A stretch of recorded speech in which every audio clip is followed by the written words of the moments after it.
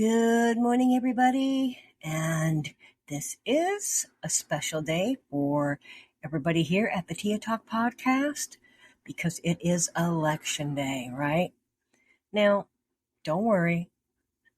I'm not going to get into politics. I don't bring politics to any of my platforms. But I do want to address the elephant in the room. And that is, who do we trust? And when it comes to politics or political decisions, I have my opinions, of course. I like things that both parties do, and I dislike things that both parties do. Um, do I have a preference? Sure.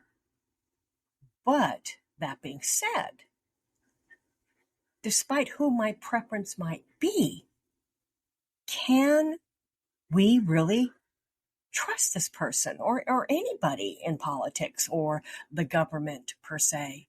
And I don't want to sound like a conspiracy theorist, but the other night I came across a documentary on Netflix, the stupidest title ever written.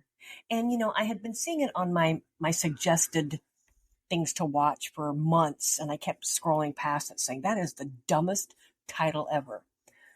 So finally I said, oh, you know what, Netflix, you're just going to shove this down my throat. I will watch it. And mind you, again, a documentary about something that already happened. And I was done watching the series, and I'll talk about it in a minute. I was never so uncomfortable in my life when it came to the government, the people we're supposed to trust, law enforcement. It was mind-blowing. Now, to be fair, I am pro-law enforcement. I want to think that all cops are good. When I was younger, I actually went into the police academy for LAPD. And while I was in the academy, oh gosh, maybe a few weeks in, they kicked me out because in doing my background check, they decided that my baby daddy, who I wasn't with anymore, by the way, was a gang member. And so they kicked me out. Now, of course, they allow that now. So, if I had applied now, I would have been in like Flynn. So that being said, when I do hear these stories, these true stories about how people we are supposed to trust are dirty as the criminals, it does give me, hesitation. And I bring this up again, like, because today's election day. So how do we know we can trust either of these people? How do we know what goes on behind closed doors at that White House? So let me give you a little insight to this documentary I'm talking about. It is called, How to Fix a Drug Scandal. Told you, stupid name. It turned out to be about the state of Massachusetts and the only two drug labs they have in the entire state. Drug labs meaning where law enforcement, the courts, the district attorney's office, they all send drugs confiscated during, arrests. And these drugs are then sent to these labs to be tested to make sure they are actual drugs. And then the chemists there write up the reports. And then these reports are submitted back to the district attorney's office. And it is decided if there truly are drugs and how much and yada, yada, yada. Well, at the exact same time, and neither knew each other, the two different drug labs, and I'm going to give you the clip notes because, again, this was like a multi-episode series.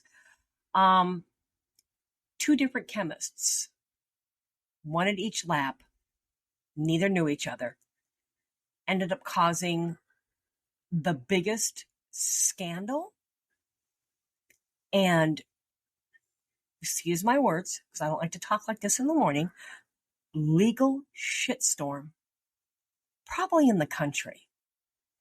So one of the chemists began using drugs, doing the drugs that she was supposed to be testing, became a full-on hardcore drug addict. At the other lab, she was an overachiever and she wanted to make her parents proud. She wanted to make the district attorney's office proud. She wanted the police departments to really be proud of her. So she began, I think they called it dry testing, meaning she no longer tested the drugs at all. She just, as the drugs came in, she signed the piece of paper that said, yes, positive for heroin, positive for meth.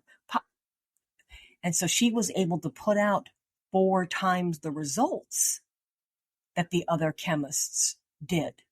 And so, of course, she was considered,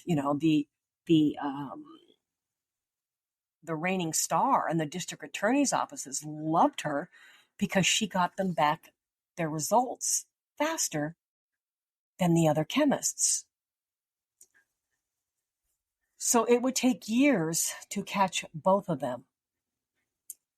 And believe it or not, those 2 chemists doing what they did turned out to not actually be the worst thing that happened. It was the cover-up. And I know that sounds so conspiracy theory. I told you I was going to sound like one, but they showed you on the TV show that they showed you got to see the emails written. The cover-up that went all the way up to the state attorney general's office, where someone from the attorney general's office would email, like the one particular chemist who was the overachiever. Come on, girl, I'm paraphrasing. This guy's a bad guy. We need him to be guilty, right? We want to get the bad guys in jail. And then she would respond like, don't you worry, I got you. So when all this came out, now mind you, let me dial it back a notch. It didn't actually come out.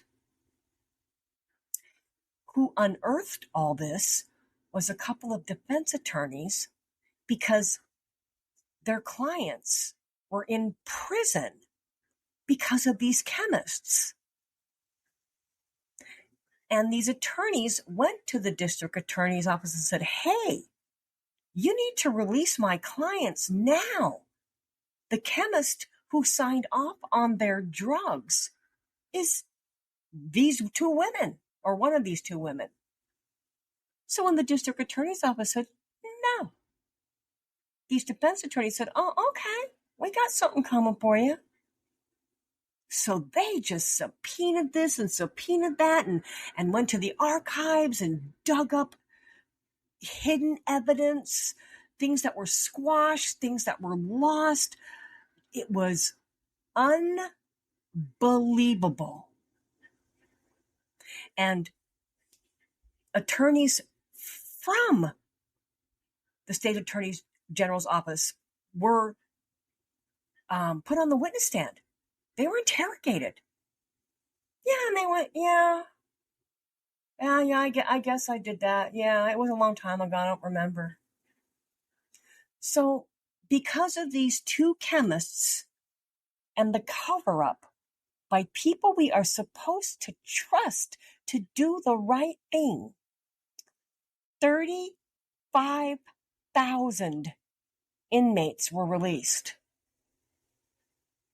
because there was no way that the district attorney's office could handle going case by case. So they just said, let them all out. And they weren't like violent people. They were just like people with possession of drugs.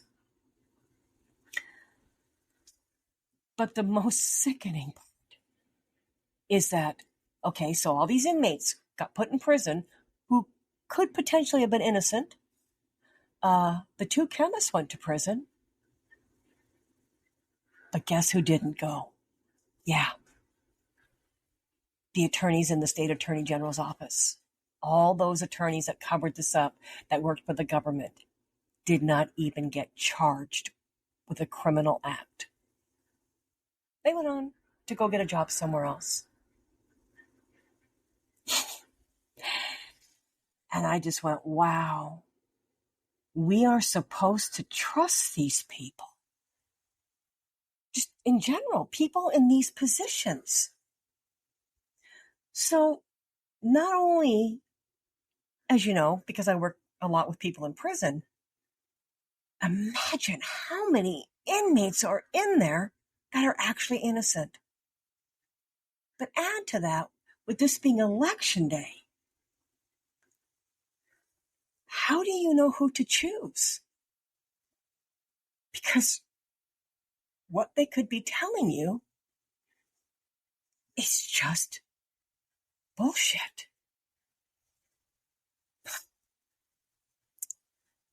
Something to think about, huh? Well, I guess it only leaves one decision to make. And that's I'm only going to trust my dogs.